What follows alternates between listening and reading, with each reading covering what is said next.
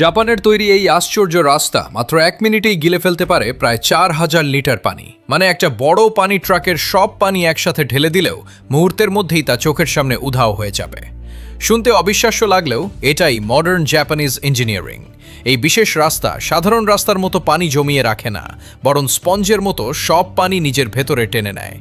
রাস্তার ভেতরে থাকে হাজার হাজার ছোট ছোট ফাঁকা জায়গা, আর বৃষ্টি হলেই সেই ছিদ্র দিয়ে পানি সরাসরি মাটির নিচে চলে যায়।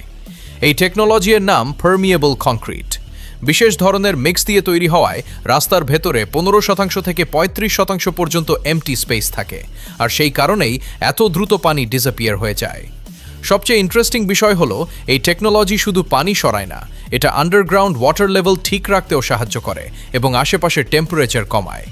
জাপানের অনেক modern city zone, parking area আর ওয়াকিং পাথে এই টেকনোলজি ব্যবহার করা হচ্ছে, কারণ হেভি রেইন হলেও পানি জমে আর্টিফিশিয়াল ফ্লাড তৈরি হওয়ার চান্স অনেক কম। তবে এই রাস্তা বানানো সাধারণ রাস্তার চেয়ে কিছুটা এক্সপেন্সিভ, আর খুব বেশি ধুলো বা হেভি ভেহিকল প্রেশার থাকলে মেইনটেনেন্স করাও কঠিন। তবুও ফিউচার সিটি প্ল্যানিংয়ে এই টেকনোলজিকে গেম চেঞ্জার মনে করা হচ্ছে, কারণ পৃথিবীর অনেক বড় শহর এখন ওয়াটার লগিং আর সাডেন ফ্লাড সমস্যায় ভুগছে।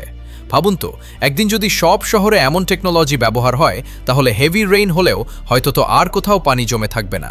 ভিডিওটা শেষ পর্যন্ত দেখলে বুঝবেন ভবিষ্যতের ইঞ্জিনিয়ারিং কতটা অ্যাডভান্সড হয়ে গেছে।